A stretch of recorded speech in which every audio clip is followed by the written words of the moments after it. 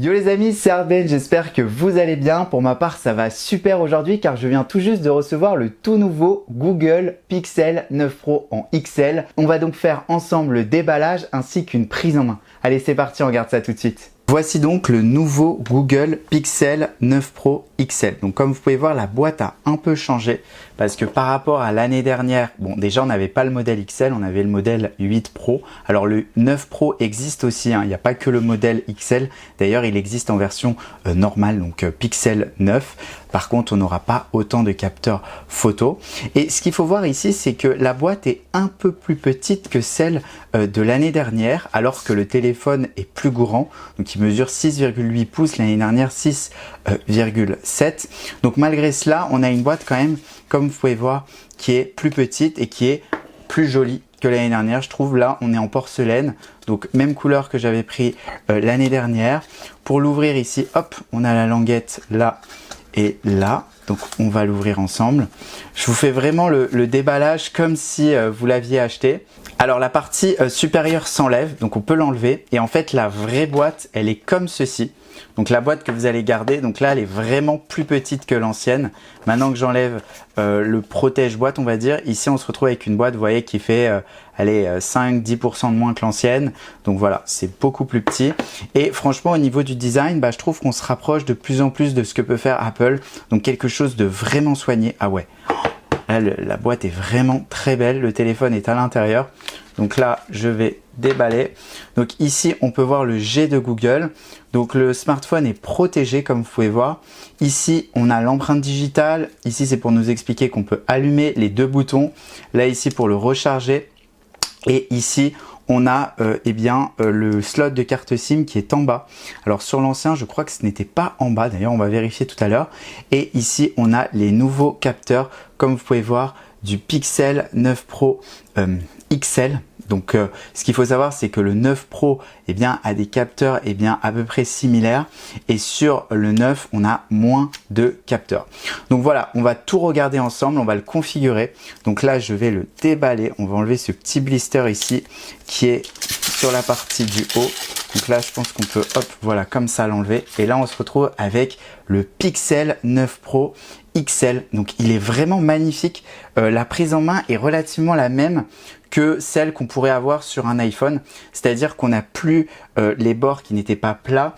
Là maintenant on a un bord vraiment plat, et c'est vraiment nouveau, je trouve. Et ici on a comme de l'aluminium sur le côté. Franchement ça rend magnifiquement bien.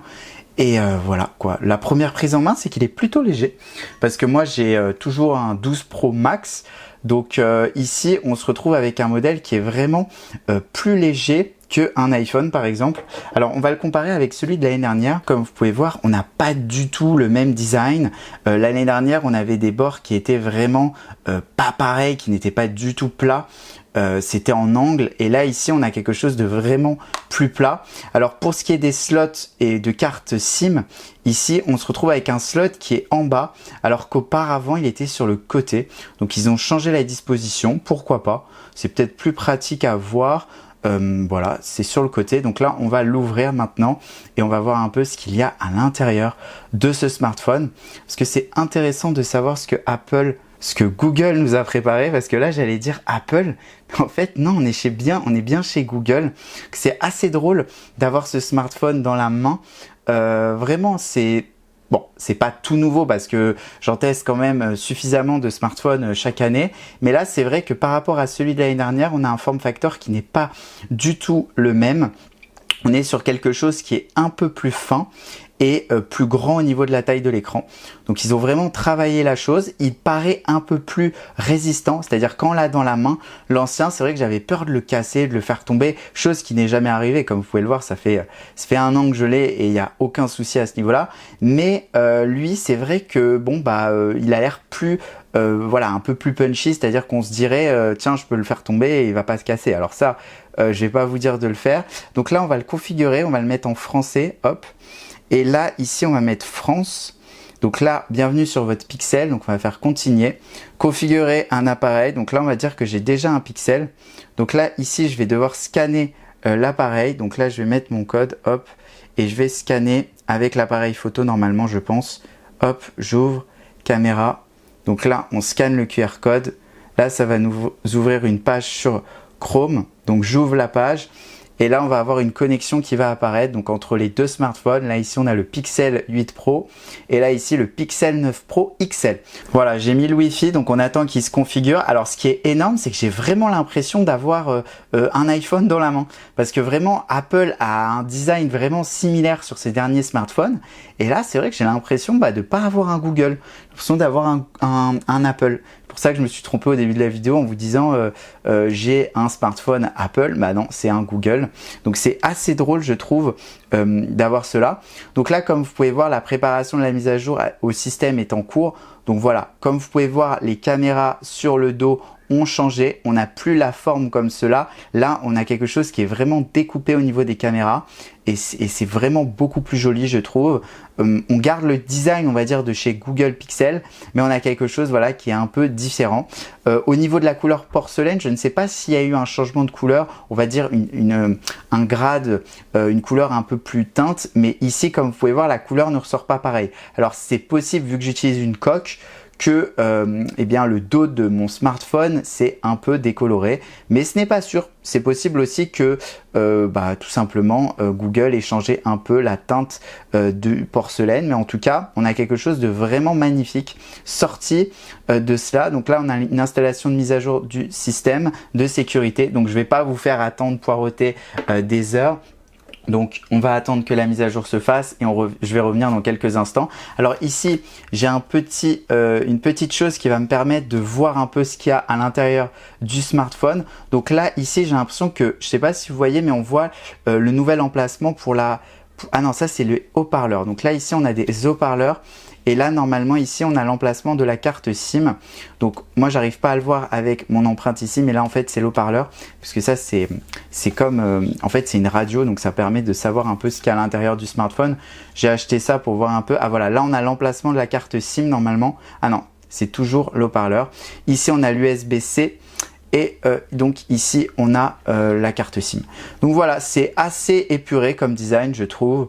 Là on va voir maintenant l'OS, on va l'ouvrir et on va regarder un peu ensemble ce qu'il y a à l'intérieur. Alors maintenant on me demande de me connecter au réseau mobile. Ce qu'il faut savoir, c'est, comme je vous l'ai dit, on a le slot de carte SIM par ici, mais on peut aussi se mettre avec une eSIM.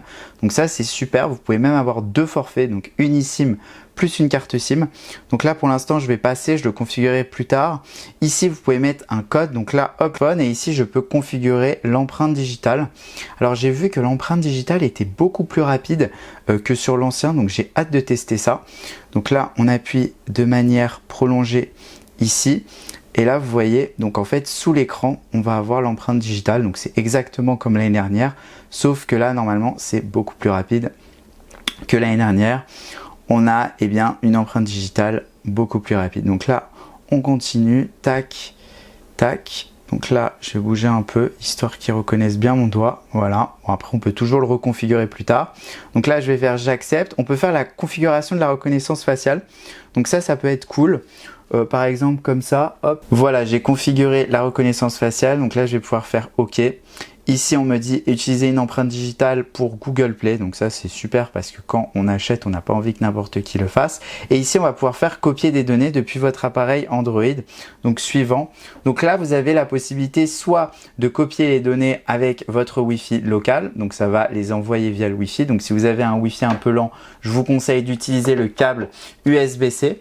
Parce qu'en fait, avec le câble que vous avez à l'intérieur de la boîte, vous allez pouvoir faire un transfert beaucoup plus rapide. Donc là ici on nous dit de mettre connecter les deux appareils. Donc là je les ai connectés. Donc normalement je vais le refaire peut-être parce que je l'ai fait trop en amont. Donc là hop, on recommence. Connecter les deux appareils. Donc là normalement il va reconnaître le pixel et voilà, les appareils sont connectés. Vérifier l'autre appareil.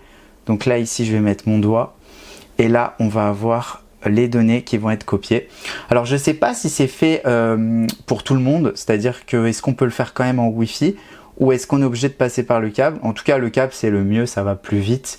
Voilà, même si vous avez le Wi-Fi à la maison, vous n'avez pas envie d'utiliser le câble, c'est un peu bête, vous l'avez dans la boîte et vous pouvez toujours avoir un adaptateur si votre smartphone n'est pas un Pixel. Là dans mon cas USB-C, les deux sont USB-C. Normalement tous les smartphones Android récents sont en USB type C. Donc là, on va attendre la préparation de la copie. Alors là, Google nous demande de choisir le mode de copie. Donc on a deux modes, on a le mode Express et le mode personnalisé. Express, ça dure environ 9 minutes et personnalisé, on peut choisir ce qu'on souhaite copier depuis son appareil. Donc moi, je vais faire le mode Express. Je vois pas la différence en fait. Là, on a quoi? On a toutes les applications, les photos. C'est environ 24 minutes plus tard. Et attendez, si on regarde le mode Express, bon, je vais faire le mode Express, copier de vos données. Alors là, choisissez votre navigateur de recherche suivant. Bon, moi, je vais prendre Google Chrome. Hein. C'est vrai que les autres, bon, bah, je les utilise pas des masses. Donc là, définir par défaut, Google. Ah, ça, c'est depuis que la Commission européenne a demandé cela. Donc maintenant, c'est à vous de sélectionner. Garantie limitée. Donc là, on va mettre France. De matériel Google pour les consommateurs. Donc là, voilà, on a les consignes France. Donc là, on peut faire suivant. En tout cas, c'est très bien expliqué, je trouve. Ils ont beaucoup amélioré l'ouverture. Et là, on a découvert le meilleur de l'IA. Alors, ce qu'il faut savoir, c'est que ce smartphone intègre beaucoup d'intelligence artificielle que Google a pondu cette année. Donc, on a Gemini entouré, vous l'avez aussi normalement. Et on a le mode m'ajouter sur une photo de groupe. Donc ça, c'est tout nouveau. Et on a Gemini, donc l'assistant d'intelligence artificielle. Détection d'accident en voiture, ça, je trouve ça bien. On a le mode SOS par satellite sur Pixel. Alerte de crise, donc le SOS par satellite, je crois que c'est que aux États-Unis pour l'instant. En France, on l'a pas encore. Payer rapidement, on va faire passer. Et voilà, pour l'instant, on va attendre qu'il copie toutes les données sur l'appareil. La copie a été effectuée, donc là on a les applications, les contacts, les photos, les messages et tout le reste. Donc là on a la préparation de téléphone qui est en cours. Donc là pour l'instant sur l'autre téléphone on a encore copie qui a été réalisée. Donc là on peut faire cloud, c'est fini. On peut même, je pense, débrancher l'autre téléphone, mais pour l'instant je vais pas le faire parce que je préfère faire attention à ne pas faire n'importe quoi. Donc là tout est prêt. Donc là je vais pouvoir allumer le smartphone et on va pouvoir enfin faire notre petite prise en main pour voir un peu ce qu'il y a à l'intérieur de ce Pixel 9 Pro XL. Alors tout d'abord au niveau de l'écran, je le trouve beaucoup plus lumineux qu'avant. Je sais pas vous si en vidéo vous voyez, mais franchement il est beaucoup plus lumineux que l'ancien. L'ancien on se rend pas compte, mais bon, il était déjà pas mal lumineux. Mais là c'est vrai qu'au niveau des nits, on a quelque chose de beaucoup plus lumineux. Et ça se voit quand on est sur l'écran d'accueil comme ça.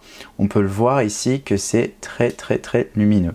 Donc voilà. Alors ensuite, ce qu'on peut voir aussi, c'est que Google a mis une nouvelle puce. Donc on a la puce Tensor G4, donc qui vise à accélérer encore plus le smartphone. Mais aussi c'est là pour tout ce qui va être intelligence artificielle. Donc ça va nous permettre avec les caméras d'avoir eh bien des nouveaux modes avec un zoom x5 qui se trouve de meilleure qualité. Donc là quand on va prendre des photos, on va avoir des photos voilà avec une qualité encore plus importante, et je vous montrerai, il y a des nouveaux modes avec l'intelligence artificielle. Vous allez pouvoir ajouter des personnes, vous allez pouvoir faire des choses vraiment sympas. On a Gemini aussi qui arrive avec le mode live, qui n'est pas encore disponible en France mais qui le sera bientôt.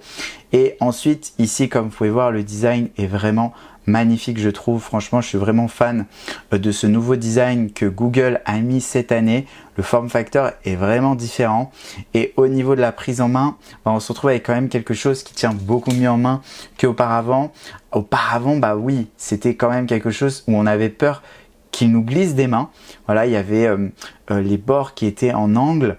Et là, maintenant qu'on a des bords bien plats, bah, c'est vrai que ça fonctionne, la prise en main est meilleure. Moi, c'est vrai que je suis habitué avec, par exemple, les iPhones où on a une prise en main avec un dos plat.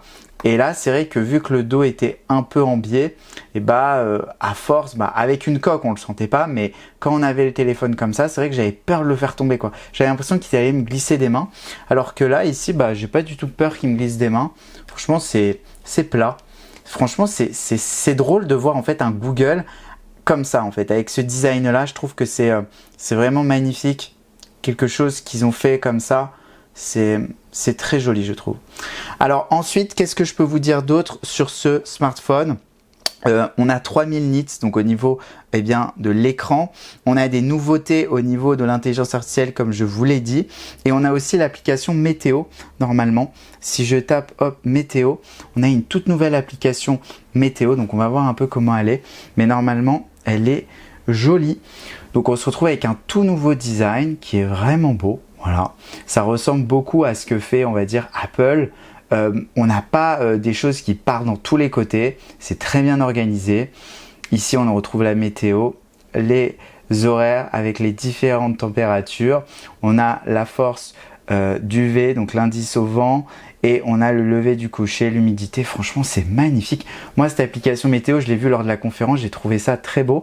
Et là, maintenant que je l'ai entre les mains, je me dis que tous les matins en me réveillant, eh bien, je vais regarder cette application météo. Alors, ce qu'il faut savoir aussi, c'est qu'on a au niveau vidéo, on a un nouveau mode qui devrait avoir un mode upscale en 8K. Donc ça, on verra ça dans une vidéo vraiment détaillé, mais c'est vrai que là c'était vraiment pour vous montrer le smartphone en lui-même, le fait qu'il ait des trancherons, la pilule au dos, et voilà, et les caméras comme vous pouvez voir elles sont toutes nouvelles. Donc là ici on va les tester, on va voir vraiment ce qu'on peut faire, et je vous ferai aussi une comparaison avec l'ancien smartphone. On a aussi la batterie qui a augmenté, on a 5000 on a plus de 5000 mAh, donc à voir ce que ça donne. Donc dans la prochaine vidéo, je vous ferai un test vraiment complet de cet appareil. On va voir toutes les nouveautés qu'il apporte. Et donc là, c'était vraiment un petit déballage à la cool pour vous montrer le smartphone et vous montrer un peu comment il était lorsqu'on le déballait. Voilà, j'ai complètement terminé la configuration. Ça fait peut-être 15, 20, 30 minutes que j'ai utilisé. Donc j'ai commencé à prendre des photos, des vidéos. Franchement, la qualité est vraiment bonne, mais ça fera l'objet d'une autre vidéo. Donc je voulais juste vous dire qu'il était disponible en noir, en blanc, en gris, en rose. Donc c'est des couleurs qui sont mates, et le prix démarre pour le Pixel 9 Pro à 1099 €. Pour celui-ci, on est à 1199 € et le Pixel 9 à 899 €. Donc voilà pour les prix de ces Google Pixel. Donc voilà, la vidéo arrivera bientôt qui sera beaucoup plus complète. Si elle vous a plu, n'hésitez pas à lâcher un gros pouce bleu en bas de la vidéo, à vous abonner à la chaîne, et comme d'habitude on se retrouve très vite pour de nouvelles vidéos. Ciao ciao, bye.